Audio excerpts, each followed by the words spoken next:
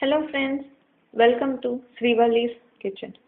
Today I am going to show how to prepare sambar with homemade sambar masala. You can make this powder the minute you're making the sambar, or you can make it before and store it in an airtight box. Okay, for that you need veggies, a good loads of them, because this is what makes the sambar tasty and interesting. So we normally use carrots, beans, bottle gourd, tomato, potato, small onion as a whole, green chilies. Then we are going to soak some tamarind in water. Later we are going to squeeze the pulp out of it.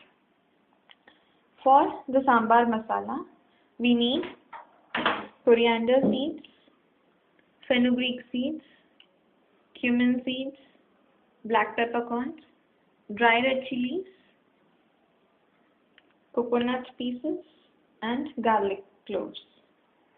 Also, we will add curry leaves and coriander leaves later on.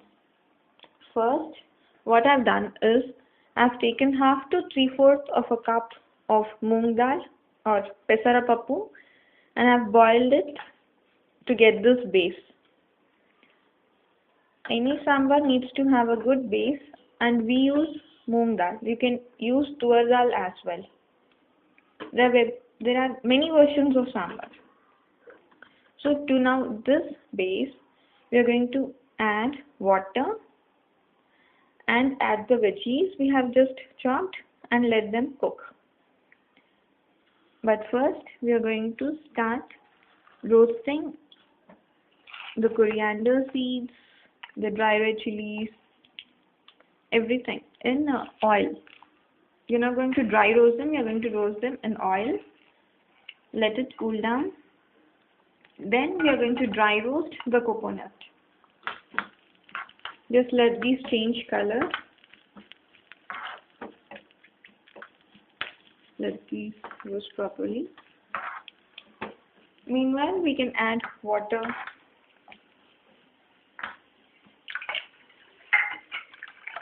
to the dal.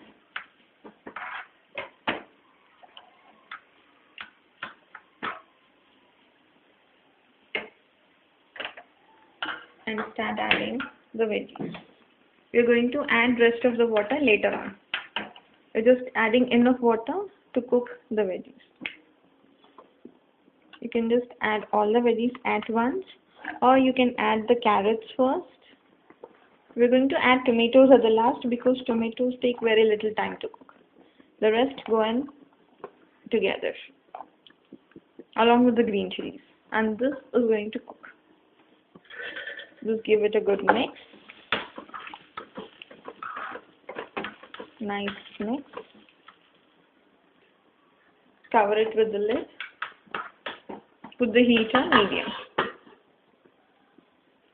Meanwhile, our spices are starting to change color, and this is when we add the dry red chilies.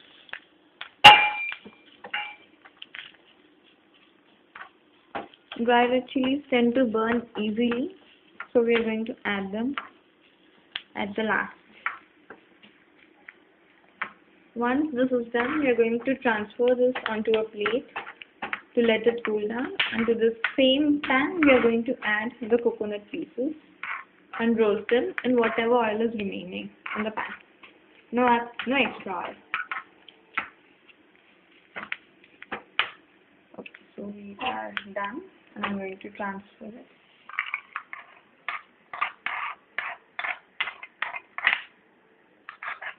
We are going to mix this spice powder, the sambar masala, to the cooked vegetables along with the tamarind pulp. Add some more water, and then we are going to finally give it a tempering and let it cook along with the tempering.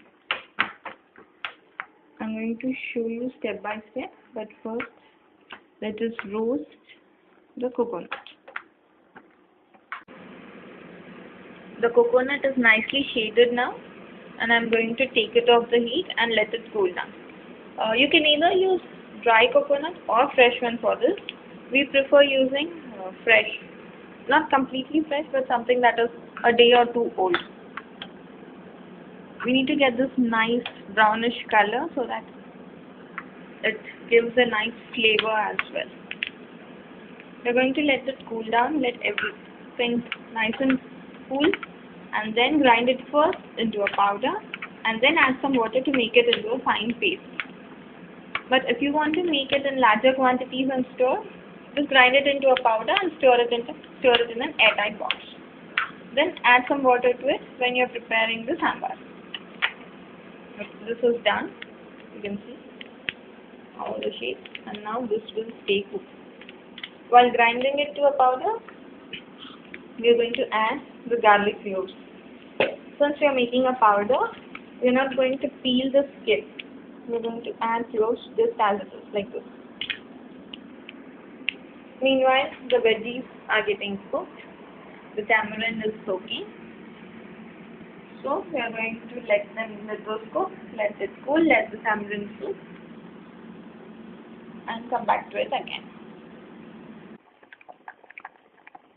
The veggies are cooked. We have the masala ground into a nice paste. So now we are going to add everything together. We're just going to bring the sambar light. Right. We are going to add some salt, 1 big spoon, 1.5 big spoon, some turmeric powder, and the paste. The turmeric powder, the paste. Just add some water to it and pour it into the city. There is a reason we don't add too much water at once, because we are adding water in stages. The water with the paste, the water with the tamarind pulp, the water to cook dal, the water to cook veggies, everything goes in installments. We are squeezing the tamarind to get this nice tamarind water, and we are going to add that to this as well. If you want, you can add a small piece of jaggery here at this stage to get that mild sweetness. But for those who do not prefer their sambar to have any kind of sweetness except for the spice, don't add anything. No jaggery, no sugar. Just cook it like this. Okay. We are going to let this continue to cook, and then we are going to prepare the tempering.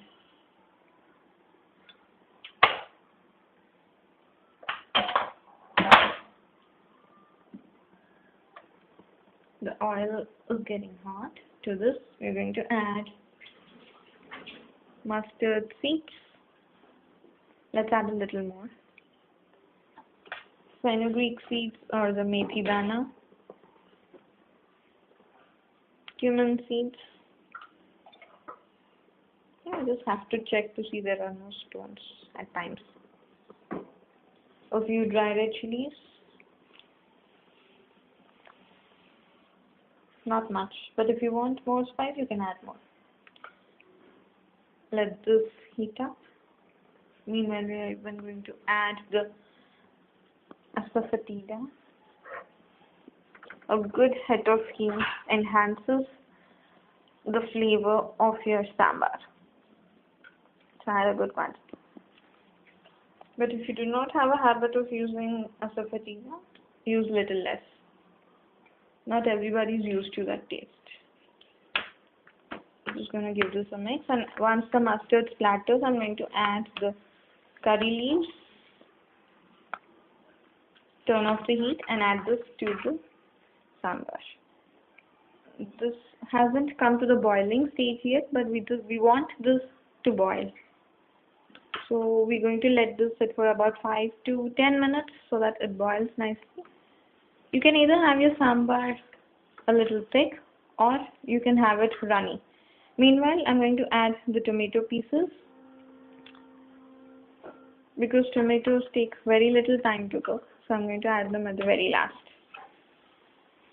I'm also going to add the coriander leaves.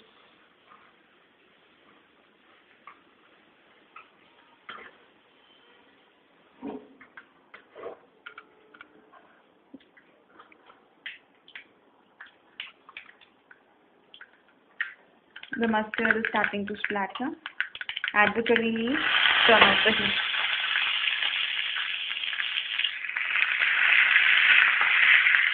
I'm going to put this into this. I just love this sound.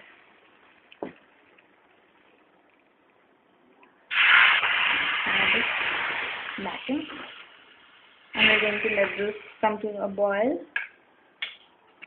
I'm going to have the heat in medium, let it come to a boil, and then I'm going to turn off the heat, cover it with a lid, let it sit for about 5 minutes, and then you can serve it with rice, idli, dosa, roti,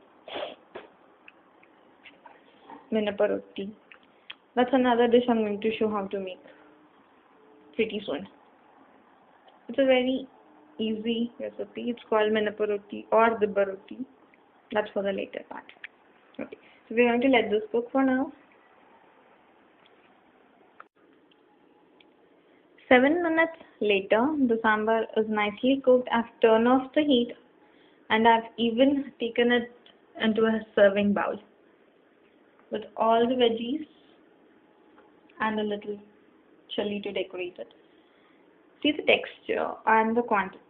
So we have the sambar runny, liquidy, but if you want, you can let it boil for another 5 minutes and make it thicker. That's totally up to you. But we prefer it slightly watery like this because this is easier to eat. That too, since we have too many veggies in this. So, sambar ready to serve with rice, idli, dosa, minapa roti. Your choice. Or just serve it in a little glass also. So thank you for watching, and if you do like my videos, subscribe to Srivali's Kitchen. Enjoy the nice hot and spicy sambar.